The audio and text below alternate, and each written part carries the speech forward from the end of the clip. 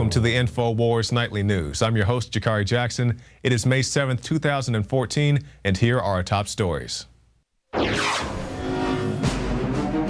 Tonight, the Drudge Report and INFOWARS are once again in the crosshairs as the U.S. government seeks to regulate conservative media via election laws. Plus, the Department of Homeland Security refuses to release Freedom of Information Act request on unconstitutional checkpoints and unlawful patrols.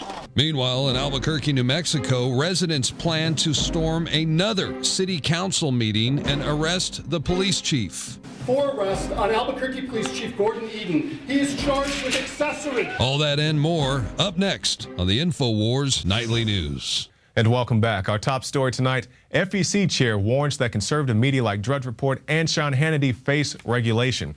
The government officials, not servants, reacting to the growing voice of conservative news outlets, especially on the internet, are angling to curtail the media's exemption from federal election laws governing political organizations, a potentially chilling intervention that the chairman of the Federal Elections Commission is vowing to fight. And these are the words of Commissioner Lee Goodman. The right has begun to break the left's media monopoly, particularly through new media outlets such as the internet. And they've been trying to censor the internet for some time, whether it's SOPA or PIPA or whatever else. It's the FEC, also the FCC, because they're in your newsrooms. They're trying to tell you what to say. The head of the FCC is very much against this, but the Obama administration, just this administration of general, they don't want you to have any type of ideas, any type of policies, any thoughts, any talking points that don't go with the official narrative. If you're anti-drone, if you're running guns into Mexico, if you don't think all these things are the greatest things since sliced bread, they will come after you. Now we have the article, FCC's graph for new regulatory power could go beyond broadband providers. And it talks about the FCC that has the newly founded ability to regulate the internet, and rightfully so. And it goes on to say it's a very real threat that the edge providers could fall within the reach of the FCC's newly invented authority to regulate the internet under Section 706 of the Telecommunications Act of 1996. So just like we said before, they're in your newsrooms. Now they're trying to tell you what to do on the internet. And it's going to go way past your alternative official news media outlets, because you have people like Dianne Feinstein, who says she'll tell you if you're an official journalist. So if you have a blog, if you have an internet post, if you have a YouTube channel, and you're not deemed anointed to be a official journalist, just like when Kit Daniels and myself went out to the Civil Rights Conference here in the city of Austin, and Kit wasn't allowed to be known as an official journalist, so he couldn't go, to the other press areas that I could, even though I couldn't get inside the building. And it's just going to be just like that, except on a more wider scale, because you won't be able to do anything, even from the comfort of your own home, if you say anything that's not along the official narrative. Now, let's get to the official narrative of what's not being said. We have this article, Homeland Security faces lawsuit over ignored FOIA request. And it says 2 law professors are suing the Department of Homeland Security after U.S. Customs and Border Patrol ignored repeated Freedom of Information Act requests to provide documentation on unconstitutional Border Patrol checkpoints. After Border Patrol failed to respond to the initial FOIA request after 20 days, an appeal was filed, but the federal agency again completely ignored the matter, forcing the professors to file a lawsuit.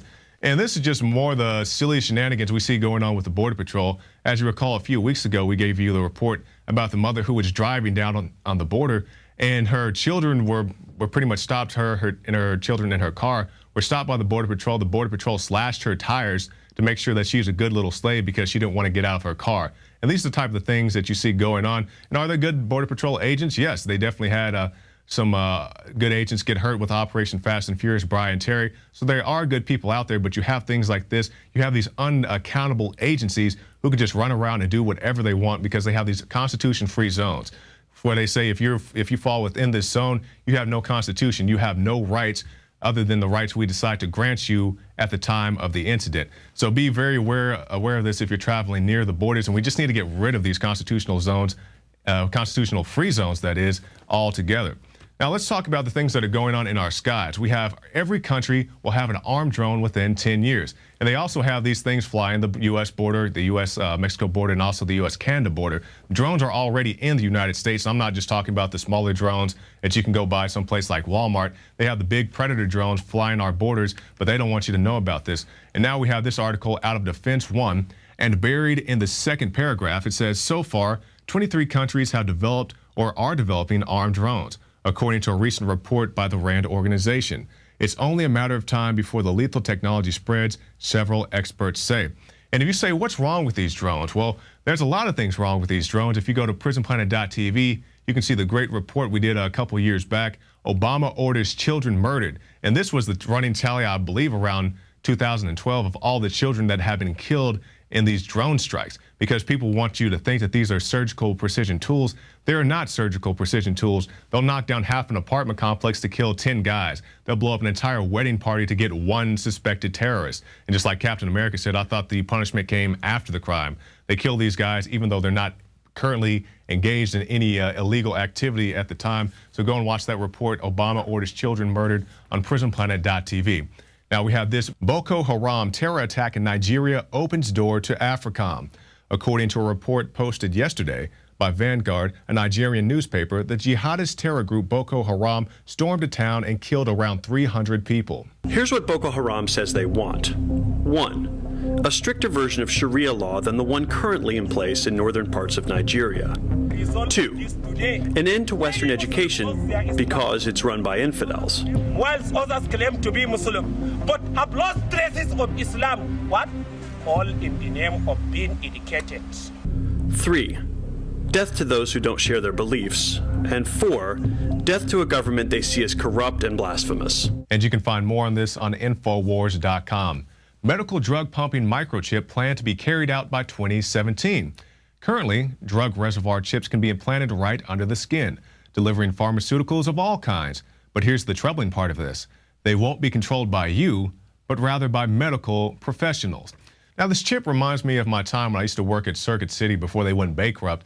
And what happened is we can never control our own air conditioning. We'd have to call some guy in Minnesota or whatever. Hey, man, it's too hot or it's too cold. And he's like, well, is it really too hot? Is it really too cold? Do you really need that air? Do you really need that heat? I'm like, yeah, man, the customers are freaking out in here. It's boiling hot in here. And now you have the same situation, but they want to put this inside of your body. I personally will not be getting this. It's too close to the mark of the beast for my taste. But let's say you do get it and you're out at some protest or, Occupy, whatever. And the police say, hey, we want to shut these guys down so then they can have some medical professional dial into your microchip, release some type of sedative and knock you out. Of course, they could do it for, things such as, I guess, flu vaccines or whatever else. But you got to think about the big picture. Do you really want something in your body that you cannot control, that you have to call somebody and say, can you please turn this off or turn this up? It's just another way for them to control you, and I would highly recommend that you do not go along with it.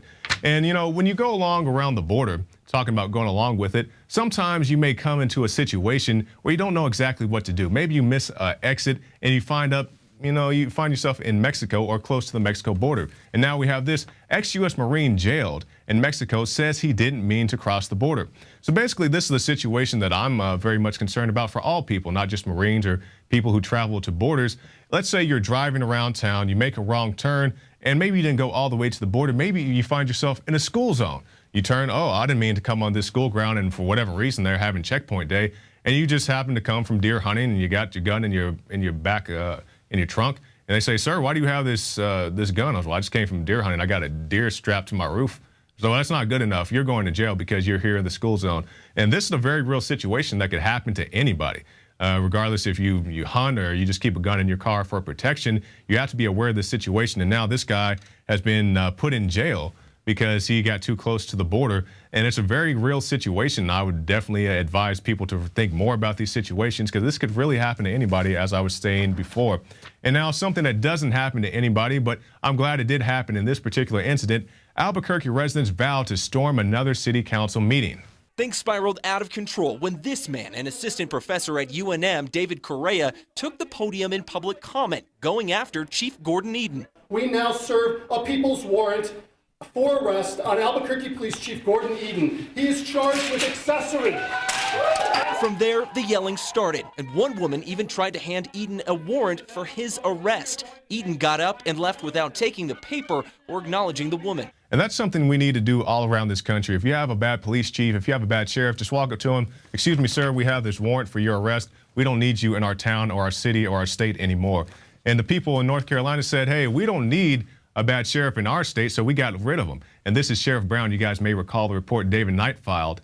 It's called Dumb and Dumber, the Sheriff and the People Who Voted for Him. And now Sheriff Brown in Onslow County has been ousted by Sheriff Miller. So congratulations to you, Sheriff Miller. We can't have guys like Brown running around telling people how to live their lives. And if you'd like to find more about that, go to Dave Knight's report, Dumb and Dumber, the people who voted for the sheriff and the sheriff himself. So you can find that at prisonplanet.tv. And this is a good time to go to prisonplanet.tv. You can get yourself a 15-day free trial. You can see the Alex Jones Show, the nightly news, the special reports, the rants, all right there on prisonplanet.tv. Now stay tuned, because after this break, Alex Jones will be giving us his take on the Ukraine situation, and also Staff Sergeant Joe Biggs, one of our new staffers here, he's going to be telling us about implantable brain chips.